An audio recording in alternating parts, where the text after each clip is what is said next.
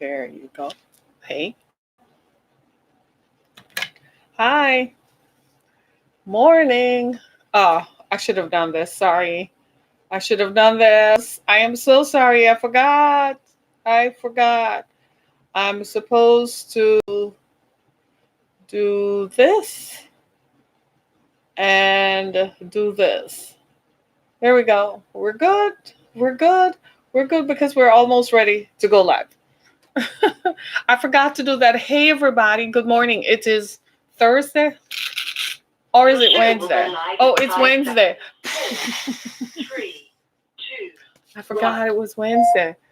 Oh my. Hi, everybody. Good morning. It's Wednesday. And it is January 26th. No. It's February. I'm sorry. It's February the 5th. Okay, forgive me. I'm so totally out of it. It's February, the month of pink. Okay. And the month of love. And red. I think it's red, right? Well, today is Wednesday, February 5th. I hope I got my day right because I could be a day behind. I don't know why. But I almost thought it was Thursday already. I guess I'm looking forward to the end of the week. And has it been that kind of week? But I just want to thank you all for joining me. Yesterday, I promised that I would have given a shout out to our viewers who follow us from all parts of the country and all parts of the world. We, in fact, have viewers from all over the world. In fact, I wrote it down yesterday, and it was quite amazing. So while I'm here, I want to say thank you to those of you from the United Kingdom. I'm going to read it because it was quite a list when they handed it to me, and I don't want to leave anyone out. So here are folks who are listening to us. Morning, everybody. Of course, the United States is the lion's share of the market. Canada, Spain, Mexico, Singapore, India, Denmark, Netherlands, the United Kingdom, South Africa, and Germany. There you have it. So I want to say thank you to all of you who choose to be a part of our experience. And I just want to tell you that I am very happy that you choose to be a part of us. Thank you so much. And thank you, everybody. Right? So today on our show, we are going to talk about something that I find very interesting because it, in fact, happens to all of us. All of us at some point in our lifetimes and have had the experience of going to the pharmacy to pick up some sort of a prescription. Now, for most of us, when I was a kid, going to the pharmacy was a big deal because, it was filled with all kinds of nice stuff. This was before the advent of the big box stores.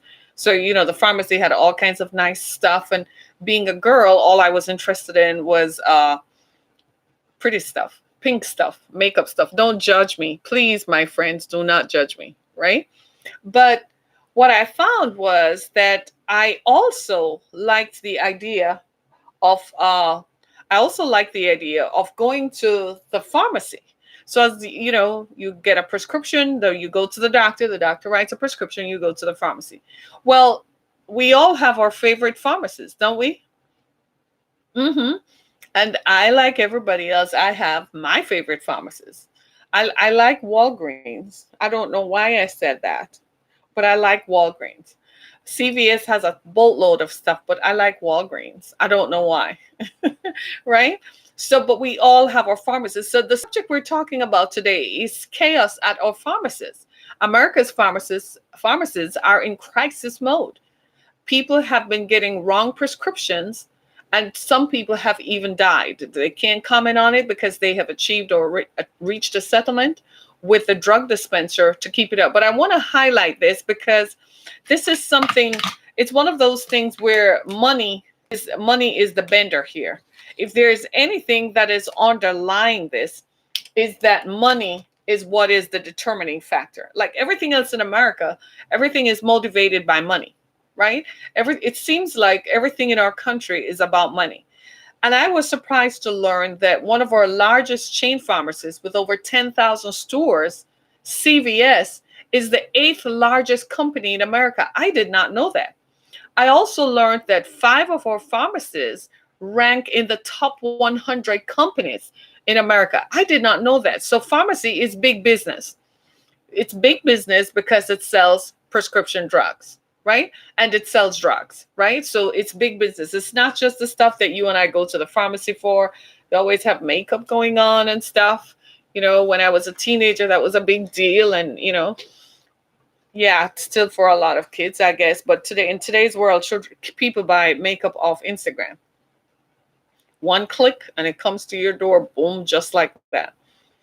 Have tried some of that and didn't do well. So I go back to the ones in the department stores, right? But when we talk about pharmacies, we think of our seniors. We think of our parents and grandparents and our elderly relatives and how dependent they are on the work of pharmacists, right? In fact, for many of our seniors, they have what we call refillable prescriptions.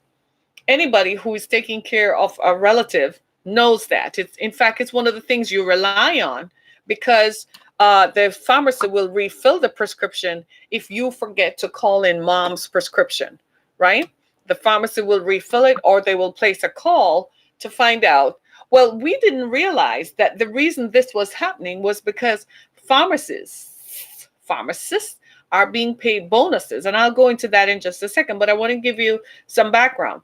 Well, this is a New York Times investigative story, and they began investigating it when people began complaining that they had taken a drug and felt dizzy, only to find out that the drug they took was not the one that was prescribed for them. In one other scenario, a person died. This man's mother died because she was taking a chemo drug when she, in fact, had asked for an antidepressant. Turns out the doctor wrote the right prescription. The pharmacist dispensed the wrong prescription. Right? This happened in Florida with a Publix. This was at a Publix supermarket in Florida. Right? And when you look at it, the reason why this is happening is because, of course, money drives everything. Right? It's always about the money, isn't it? It's always about the money. And because money drives everything, what's happening is that a lot of people are relying, well, I shouldn't say a lot of people. Pharmacists are making money based on us being sick. The incentive there is that you go to the doctor and the doctor writes a prescription. When you take the prescription to the pharmacist is required to do a multitude of functions. Have you been to a pharmacy lately? Have you noticed that your wait time is long? In fact, I saw a meme on one of my social media platforms because it was making fun of how long you're going to wait at the pharmacy. The average wait time is 30 to 45 minutes. That's because you are not the only person the pharmacist is attending to. The pharmacist has to make phone calls to drug companies, have to make phone calls to insurance companies. They have to make phone calls to the doctor, right? In addition to which, they're also required to call patients to find out if they're going to renew the prescription and to remind them that the prescription is renewable. They also call patients and tell patients, why don't you tell the doctor to give you a 90-day prescriptions? So what a number of doctors are saying is that the patients are taking meds longer than they need to. In fact, in one case, a 2-year-old child, a baby, was given a prescription that he should never have taken. And in order to not completely remove him off the prescription because it would have been more hazardous, they had to wean him off it gently by reducing the dosage and reducing the frequency with which he took the medication so that he actually would survive. Are you listening to me? The reason these things are happening is because Big Pharma has taken over. Big Pharma doesn't care about you and I. They kind of have us from the cradle to the grave. And all they're interested in is in your lifetime, how much money can they make off you? What the story uncovers is that there's a web, literally, of doctors and pharmacists, as well as the prescription drug maker itself. They're in the business of selling their drugs. So they're going to get their story to whomever is going to pay for it. So poor pharmacists, you go to college to get a degree in pharmacology, and you think you're coming back to serve the public. Most pharmacists are interested in doing what? Keeping and counseling their patients. They want to talk to their patients because, let's face it, if you go to the same pharmacy over and over, you develop a relationship with a pharmacist. And part of them dispensing the drug means that they do what? They counsel you. If you have any questions, usually when they're giving it to you, they ask you if you have any questions. I usually don't have any at that point because from the doctor starts prescribing this medication, I have questions. And then, of course, there's Dr. Google. So I'm going to look up whatever else I need to know about this prescription, right? You see what I'm saying? But most folks don't do that. Most of our seniors, they don't have the time to do that. And most of them are not surrounded by a healthy network of family supporters because sometimes your seniors live in one state and you live in another. Truth, it's just a reality. It's just the way we are right now as a nation. It's just where we are. So our seniors, our parents went south because they want to be warmer. And so they're far away from us. Then they start getting sick and you are here and they are there. And sometimes you really don't know what is going on and it tears you apart because you have commitments here with work and mortgage and children in school. You can't really just uproot to go be near your parents, even though it's killing you. I was just lucky that I happened to live in the same town when my mom got sick. If I had lived in Florida, I would have been torn to pieces. I don't know what I would have done. I would have been so distraught, even worse than I was. I think this is something for us to pay attention to because all of us at some point are going to interact with a pharmacy. I'm not saying that you're going to be sick, but at some point, when you do get a prescription, all we need to pay attention to it. We need to read what it says, and we need to see if it complies with the doctor's prescription and the doctor's orders, right? I have had a prescription that I take that the pharmacist has called me if I'm interested in renewing my prescription. In fact, now they send out text alerts, right? So you can text back ready to renew and they create it. Wow, I had to buy a place and move mine in. Oh, really? You bought somewhere to move your parents in? That's good.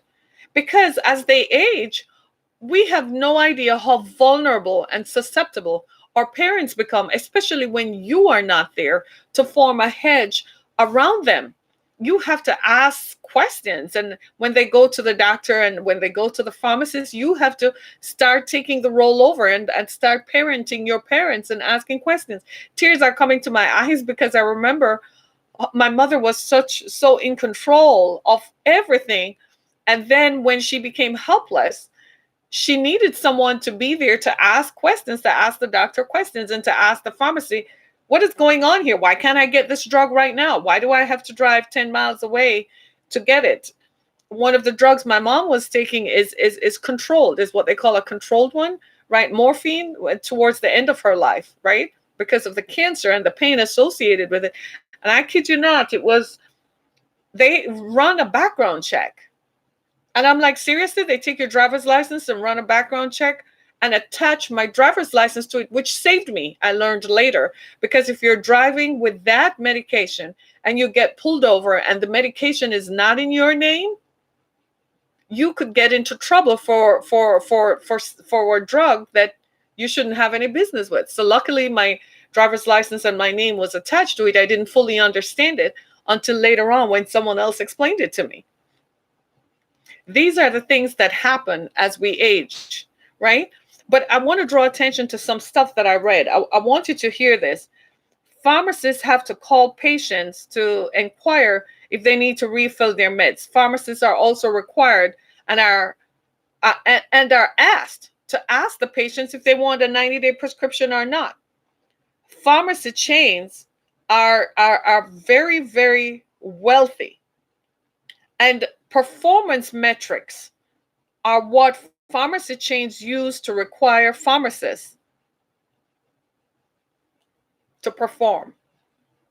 Those performance metrics are comprised, of course, of how many calls they. So here's what a typical pharmacist does: they manage the drive-through. Have you ever been to a pharmacy drive-through? You ever wonder why the wait time is so long? They have to call the doctor, the insurance company, the patient, right? The drug maker sometimes. They have to review all those prescriptions that you see sitting there, how long they've been sitting there. Should they be out there? Have they been exposed too long? These are what it's called performance metrics. So what they did, the management companies of pharmacists created this performance metric. And a pharmacy, it's sort of like a performance driven initiative. Many of us have been exposed to that in work, where they tell you what your sales are, where your shortfall is. That's what it is. And you might be nodding your head to say, well, there's nothing wrong with that, except that you're dealing with the dispensing of drugs. Performance metrics works great when you're selling cars or you're selling something. But when you're dispensing drugs, not the sale of the drug, not the salesman who sells the drug from the drug company, but the pharmacist should have enough time to counsel a patient, especially when you're dispensing a drug. They should be able to match the drug with the order from the doctor, right? Has that ever happened to you? You take home the wrong drug, or they give you the wrong dosage, or it's just plainly the wrong drug. Like in the case of the 85-year-old woman who was given a chemotherapy drug and who died 2 weeks later because all her major organs failed. Sometimes I think it's not cancer that is the killer, it's the drug itself, because the drugs cause organ failure.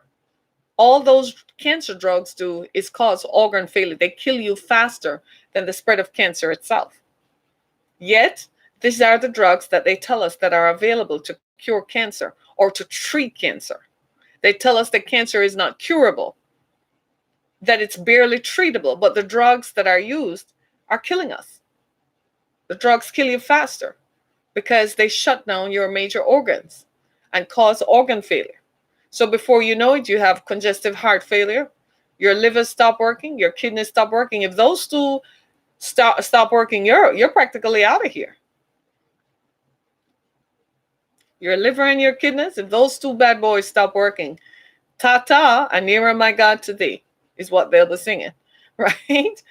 And so when you look at it, there is a burden on pharmacists by their training to be able to advise patients. What if the doctor prescribes the drug, somehow there was an error in the dispensing, and the patient says, but this drug gives me a headache, or this drug makes me dizzy? The pharmacist should be able to stop what he's doing and then call the doctor and ask for permission to switch the drug out, right? And then obtain the authorization from the insurance company that the insurance company will actually achieve that. What you find is that there are pharmacy technicians, but pharmacy technicians are not given as much to do as the pharmacist. In other words, the company who owns the pharmacist, that's who wants the pharmacist to be held more accountable. So this undue pressure. So this is happening across the country. Pharmacists are complaining anonymously to their state boards that there are errors being made. I think I wrote down what one pharmacist said. One pharmacist said, I'm a danger to the public working for CVS. This was a complaint that was sent to the Texas Board of Pharmacy. So here's some good news for you, right? Pharmacists often ignore doctors' orders and refill prescriptions for 90 days. Giving people meds they don't need. One psychiatrist, in fact, he retired because he got tired of it. He retired. He said, and rescinded his DEA number. He said he had patients who were close to suicide. So the antidepressants, you know how antidepressants work. Like every drug, they have the good side and the bad side. The good side is that it will help you, but if you don't take it on time or you don't take it within the required metric of the time that you're supposed to, that rubric that you're supposed to take it within, if you don't take it within that specified period of time at the controlled dosage, you are likely to do something. Well, in one case, people were we're close to suicide. In fact, they're saying some of the suicides that are occurring as a result of what we refer to as drug overdose or overuse of prescription is simply because they're taking, guess what, too much drugs that they do not need. And all of this is happening. Why? Because pharmacists don't have control over this anymore.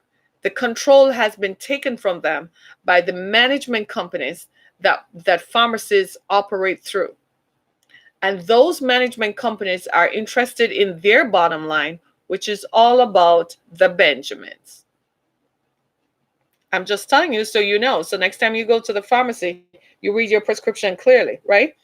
CVS has 25% of the country's total prescription revenue. CVS fulfills 1 billion prescriptions per year. Does that give you that? That's kind of like the lion's share of the market, right?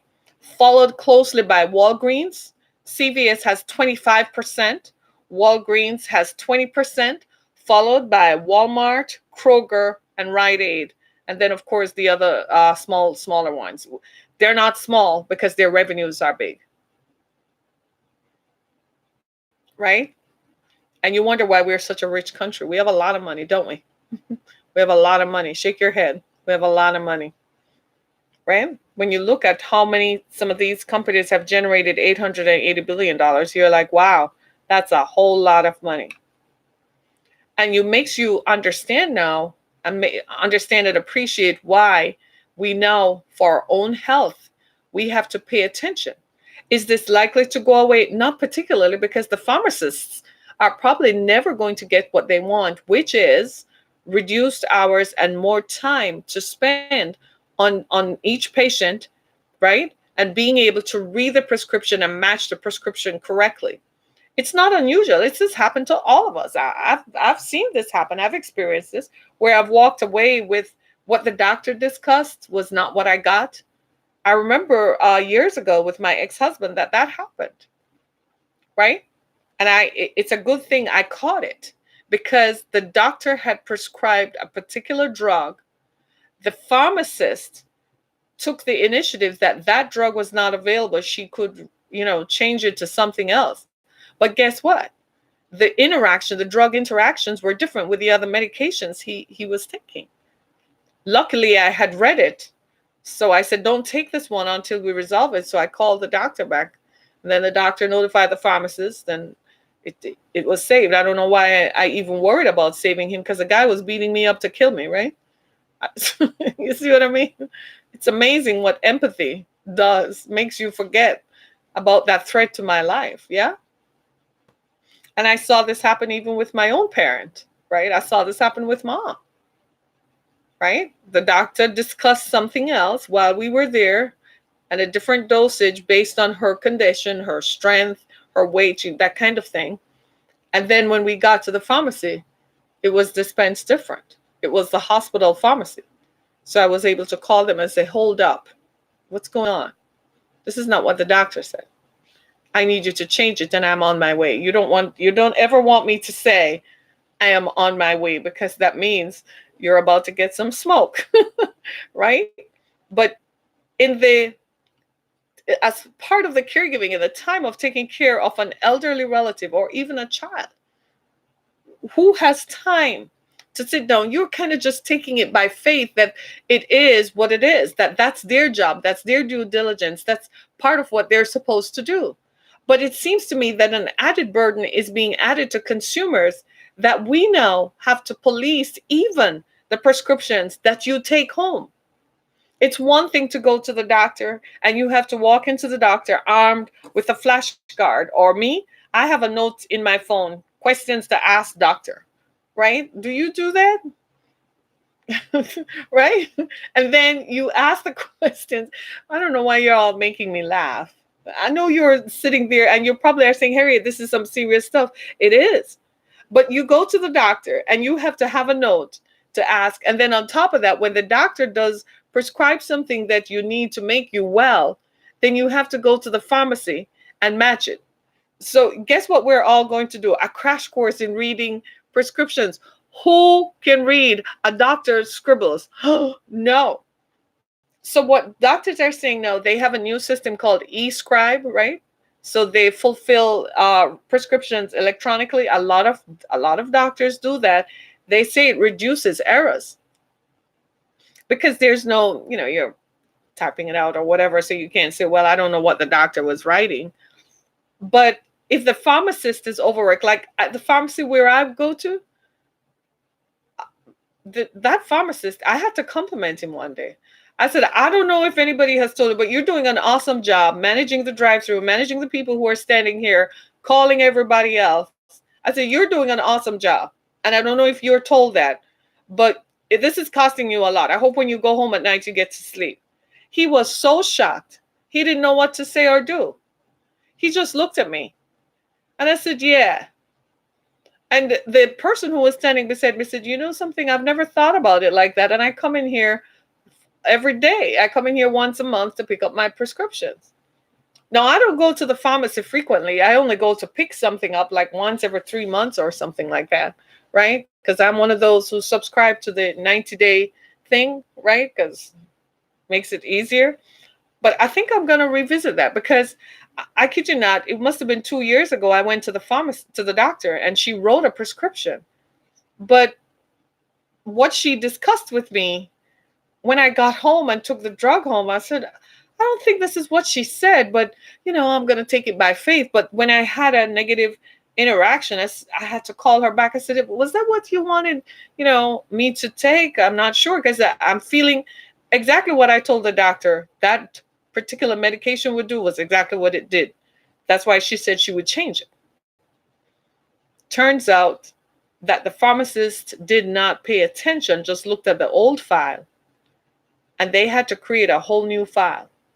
I kid you not. These things happen. These things happen. And I'm like, what if it were serious? What if it were like a heart medication? That would have been traumatic. In some of the stories that I read, in the story that I read, there were so many instances where people experienced life-altering changes as a result of being given the wrong drug. And most of us, maybe you're younger, so you're like, wow, that hasn't happened yet. But if you're 35, chances are you have a parent who is over 50, significantly past 50. You might want to check in with them. You might want to call mom and dad and say, hey, are you on any medications? Do you ever sit down to read them? Do you ever sit down to read the drug interactions with it? Matter of fact, why don't you just take a picture of the bottle, the prescription that you're taking, and send it to me? Just text the picture to me. And then you go about reading it yourself.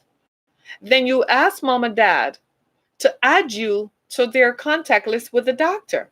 Have we thought about that? Who's your parents' emergency contact? Even if you live in the same town, ask your parent. Am I your emergency contact? Or if there are, four of you, which one of us is your emergency contact? And everyone needs to know who it is, right? And then become familiar with the doctor. It's not unusual for you to call the doctor's office, right? Or arrange so that the next time on a visit to the doctor, you accompany the parent. Not because your parent thinks they're elderly, but that you become part of their caregiving circle. You see what I mean? Because sometimes your parents need you, but they don't want to burden you. They also don't want to appear to lose their independence. And they won't tell you. I saw that with my mom. She couldn't tell me she was struggling to go to have a shower. But I noticed she would take a shower whenever I was there. Hello. It took me a while to realize she didn't want me to know. So I accommodated her by not letting her know that I knew. Because she would raise holy hell, right? It's part of, I'm sorry, I don't know why I'm talking about this, but I feel like this is part of, it's kind of like the reverse. When we were little, they took care of us. And now it's their turn. It's our turn to return the favor because they're practically helpless. Our parents are helpless. Hello. Our parents are helpless. And we need to pay attention to what they eat, the prescriptions they're taking, because trust me, they're probably being taken for a royal ride. If your parent suddenly decides to up and move downstate and move 2 states away or down south, be involved in that discussion. Even if they don't invite you, kind of insinuate yourself. If they don't like, if there are 3 of you or 2 of you or 4 of you, figure out which one they're most likely to trust and send that one on an investigation. Listen to them. Where are you going? Let's go take a look. Plan a little vacation around it so it looks like we're all going on vacation or something. But be involved in it because you'd be surprised. Our parents are taken for a ride. People will charge them for stuff that you need to look at the contract and say, hold up, hold on, what's going on here?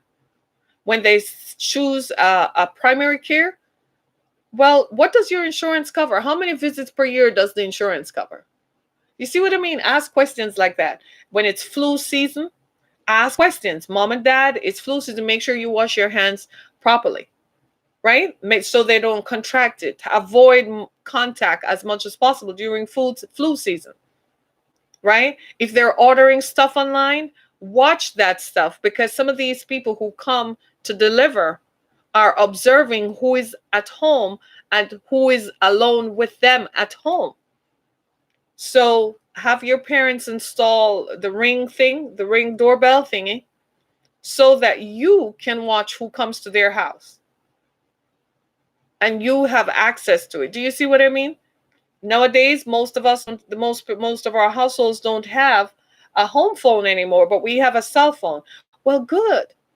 Tell mom and dad to keep it charged, right? FaceTime your parents, everybody.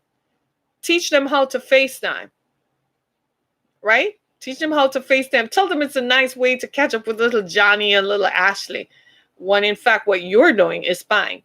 You want to know who is there, who is not there, right? And if possible, put them on your cell phone plan so you can keep track of who is calling. I'm serious. Think about that as our parents age, because they're trusting. They're like, oh, honey, you don't have to worry about me. You have too much to think about.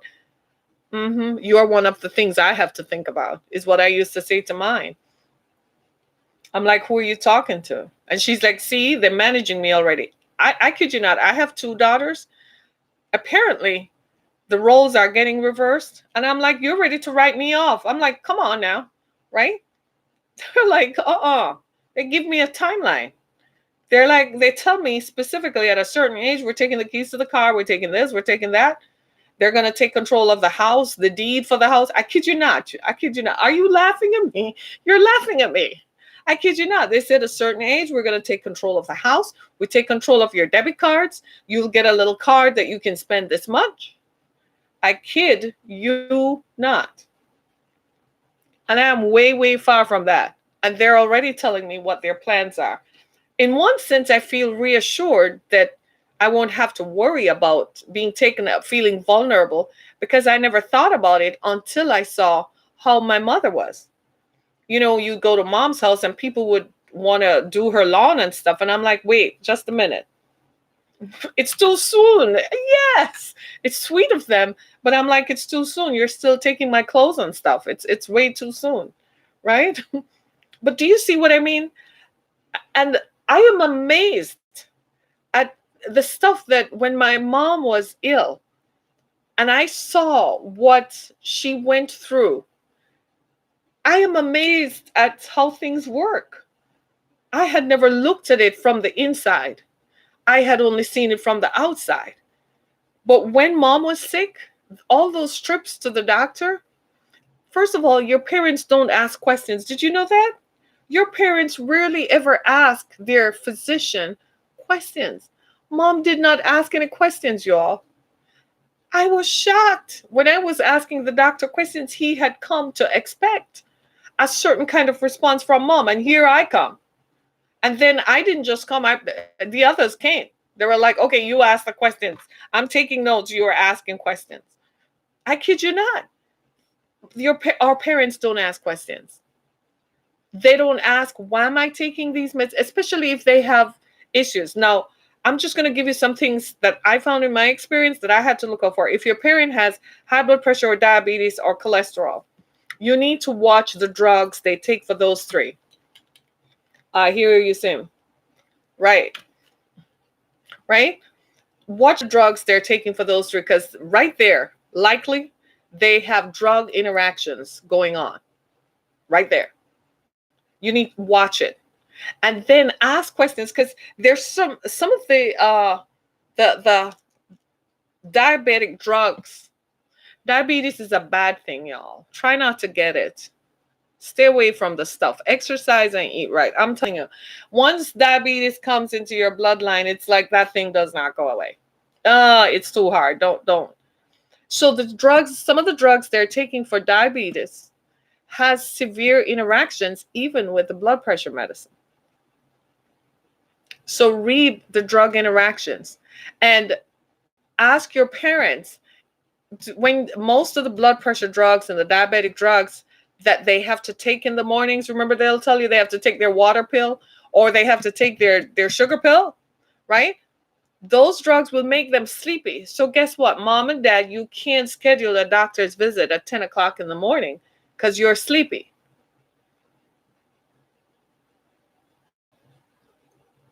Watch what your parents are eating, because they're not going to tell you that it's uncomfortable for them to stand up and make a meal. It takes too long and so on. So they're eating stuff that is quick from a frozen box or in a can. And we all know that that's never healthy, right? So if you live in the same state and if you live in the same town, it's a good idea every 2 weeks or so, go visit mom and dad and cook for a couple of days and freeze it. And then when they're ready, they just pull it out. I'm just saying it's a thing, because our parents need us. Because they're our parents, we think of them as all conquering and all powerful, because we remember when they were kids, they were in charge of us. You see what I mean?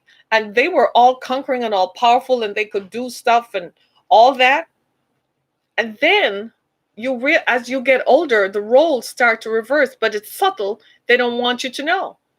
And one of the greatest dangers that our seniors are facing is when it comes to prescription drugs. They're probably taking drugs they don't need. They're probably was prescribed for just 30 days or 15 days. It's like when you go to take antibiotics, nobody ever prescribes antibiotics for 30 days. It's like a 7-day treatment plan, 10 days, and that's it, right? Well, sometimes they're taking drugs that far too long than they need to. But who is policing that? Who has oversight? Who is watching that? So the drugs themselves, even though it's designed to heal and to cure, it only does so for a specific time. After that, guess what? It's hurtful.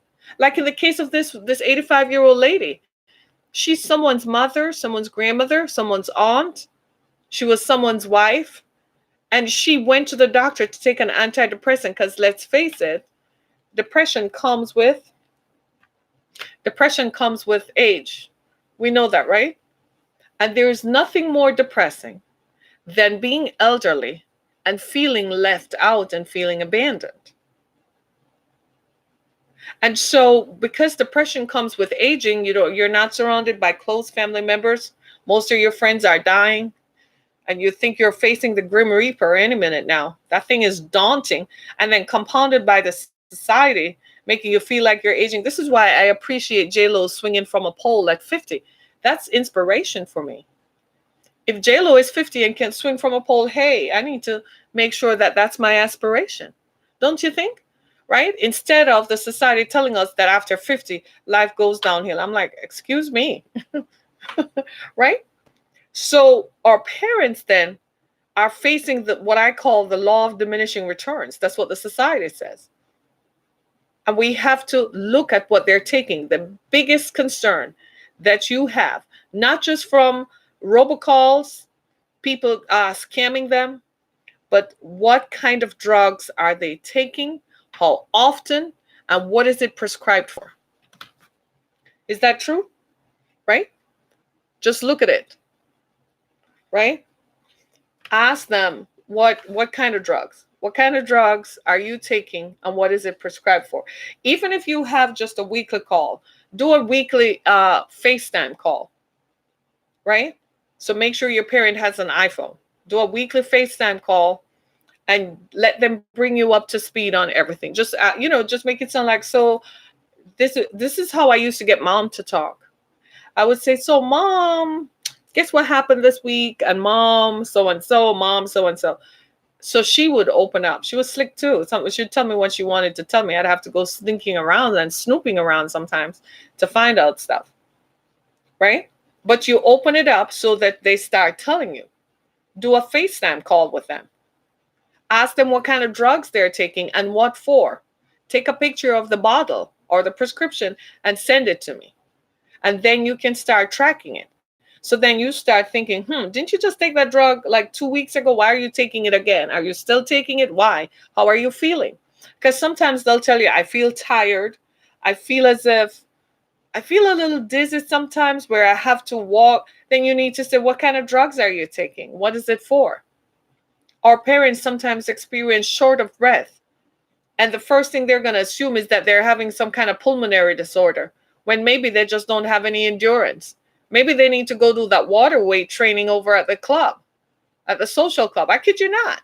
They probably just have a problem with endurance. It happens to 20-year-olds, can't even run up a flight of stairs, much less somebody who is in their 70s or 80s. Right? Tell them to lift weights. It increases the strength in their arms. And it also expands their heart. It helps to work the muscles of the heart. Reduces what? Cholesterol. We're so reliant on taking drugs for preventable situations that we ourselves run the risk of being overdrugged, right? We have to, and our lives are so busy. Just think of your typical mother who is working and has to pick up the kids from daycare on her way home and figure out what's for dinner. Just think of that. So you leave work at 4, traffic is murder. You have to go across town to pick the kids up. Then you have to go to the pharmacy. Then you have to figure out what's for dinner. Who has time to check? That's what happened with this couple. Their 2-year-old got sick and he was given the wrong drug, not even prescribed for his age. Hello. In order to get him off the drug without further complications that could have killed him, they had to wean him off the drug, give him a lower dosage over time. And then the company wanted to settle, and the parents were like, not so fast, because we don't know what the long-term effects of exposure to this drug are. I'm just saying. It's just like I did a podcast earlier, I think it was last week, on aspirin. Remember when they used to tell us that an aspirin a day keeps the stroke away? Remember that? So everybody was taking an aspirin. Well, what you came to realize is that people who were on aspirin on a daily regimen after 5 years were dropping dead. That's because aspirin is a carcinogen. It contains carcinogens that give cancer. Are you now going to exhume the body of your loved ones to examine for any traces? I don't know about that. But I just know that it serves something for those of us who remain, that I'm not going to take no aspirin every day. I've never believed in a daily regimen of pills. I try as best as possible, God help me, to avoid taking pills. I kid you not. I have headaches because I live in Michigan and we get sinus pressure headaches, right? And you get all kinds of headaches associated with certain times of the month and so on. And I kid you not, I'm dying. And I'm like, I'm not going to take it. I took it last week. I'm not taking it this week. I need to go 30 days without taking a headache pill. I feel like I've said too much, right? I hope this has helped you. I hope this has helped somebody. I hope this has helped you all, right? Huh? Well, the thing with the plant-based foods is that a lot of people are eating a lot of plant-based foods, but you got to watch your protein intake. You still need your minerals. You need protein because protein is the building blocks of life. Your cells need protein in order to grow, to replenish, right? And to renew you. So you need protein, you've got to take your calcium, and you need iron. A lot of the plant-based substitutes that they're using to substitute for the taste of meat do not have protein, so be careful. So if you're going for a veggie burger, are you eating a burger because you feel like having a burger? Chances are you're craving the meat it tastes, but you're really looking for, your body is really searching for protein. So if you're going for a veggie burger, ask what kind of protein is in that, so you can judge whether that is something you should do. Right? I found this out years ago, and what I do, I can't eat meat. Sometimes I crave it really badly, but I found that if I kept a healthy dosage of eating peas and beans and eggs, boiled eggs preferably, right? I found out that I didn't crave protein as much as I used to. There's sometimes when it's really acute and I'm like, oh, so I need to go eat fish. And I take my omega-3 oils. That's what they call. I grew up on cod liver oil. How about you? Were you that child whom they forced cod liver oil? Yeah, that was me. Right? So we have to be careful. Algae will be good. Okay, that's good. And that, thank you for bringing that up too, because a lot of us don't even take B12. And here's the thing I found too is that our parents of a different generation, they don't believe in vitamins like we do. Like, I could not get mom to take vitamins until she got sick. For years, I had been telling mom to supplement her diet with vitamins because, I was just thinking, like, as you get older, you're probably not eating as well as you should. And mom ate very well, but I said, Mom, the way you eat, cook out all the minerals out of the food, you need to substitute it. When she got sick, everybody suddenly started telling her to take it. And this was me sitting on the sidelines. Right? Can you just imagine? She looked at me and shook her head like, she gets away with it. She gets away with it. And I'm like, this wasn't about that. So ask your parents, what do they eat? Because in some cases, some of the conditions they have might be caused by lack of foods. But one of the things I have found is that as our parents age, especially because we are not visiting them as much as we used to, life is too busy. We're burdened with family and other responsibilities and commitments. We don't have time to spend with our parents. We don't take the grandkids around to make them feel involved in our lives. Oftentimes they fall into depression. When I lived in Florida, there was a statistic that we knew of that folks who moved to Florida within 5 years would die. You know what was the primary cause? Loneliness, depression. They go to the doctor just to have a chat. Sometimes they don't have anyone to talk to except the TV. This is why older folks love watching Jeopardy and what's that other one? Jeopardy and Wheel of Fortune, right? Because they don't have anyone to interact with. So check on your seniors. And if you have children who are sick, I pray for you that your child will recover. But I also encourage you, like the rest of us, if you get sick one time, just one time is enough. Make sure you check the prescription. Pay attention. While you're in the doctor's office, if the doctor says they're going to write you a prescription called Jung Gum Fong Fong Fong, so spell that for me, right? And you look it up. Let them tell you what the cause and effects are, right? And then when you go to the pharmacy to get the prescription, because in my doctor's case, they do that e-prescription thing, that e-script thing, where I don't see the prescription at all. It's sent to the pharmacist, and all I have to do is to go pick it up. Well, before I leave the doctor's office, I am making sure I know exactly what I'm going to get. So by the time I get there and I get it, I said, okay, this is what it is. This is what it sounds like she said, and here are the treatments for it, right? Right? Our chain pharmacists have a big problem, and it's not about to get fixed now because it's motivated by money, and they are in it for the money. And as long as it's all about the money, guess who loses? You and I. That's why you love me, don't you? Because I come and tell you what to look out for. So I need your help. You got to help me, right? Because they're not interested in sponsoring me because I'm telling what's going on behind the scenes. I don't know. I have a curious mind and I'll be reading something and all of a sudden it's made clear to me that this is a problem. So the big chain pharmacists, think about this. CVS is the 8th largest company in America. CVS does 1 billion prescriptions per year. That's billion with a B. I'm going to talk about Iowa tomorrow. Nah, I'm not going to talk about Iowa. You want me to talk about Iowa? Seriously? Don't you think that's a hack? Don't you think that app was hacked? That's as clear as day. Is it Russia? I tweeted that this morning. I said Russia did it. That's what you're going to hear in a few, is that the app just wasn't set up to work. Oh my gosh. It's crazy. What? Karl Rove's family owns CVS? Liar. Are you kidding me? I did not know that. Y'all remember who Karl Roves is, right? Shake my head. Mm-mm. Mm-mm. If you want me to talk about Iowa tomorrow, I'll talk about it. The Iowa caucuses. I've never seen anything like it. Oh my God.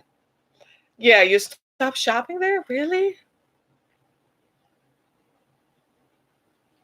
Interesting. Karl Roves' family owns CVS.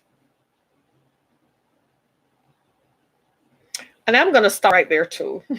Stay right here. If this message has been a blessing to you, go to my website, harrietkemmock.com, as well as go and visit my page on Anchor FM. Make sure you click on support this podcast so that I can drink water and eat.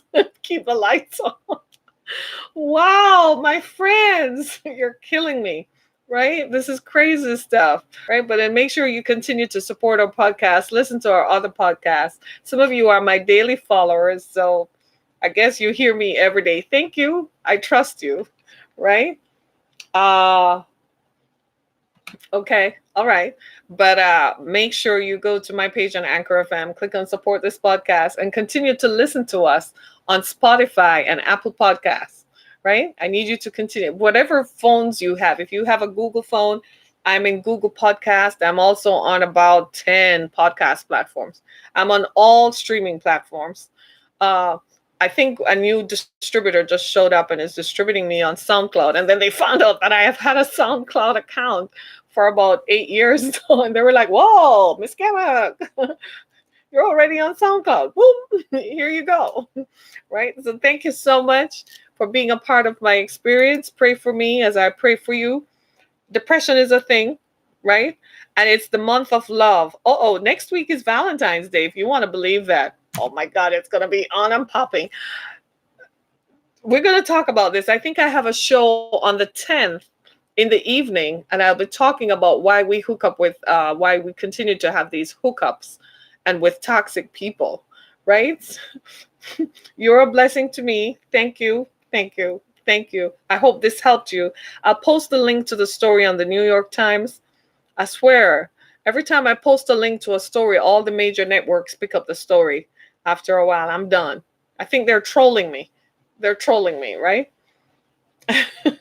So this story is going to gain some traction because this is about the chaos at big pharmacies, and this is a big deal because I have seniors who are relatives. My grandma is still alive, and some of my aunts, one of my aunts lives in Florida, and she takes prescription medication for whatever. I think it's high blood pressure or something like that. So I have some skin in the game. You see what I mean? And you have some skin in the game too, because you have relatives who are senior, and you may even have a relative who has a young child who is on prescription medication.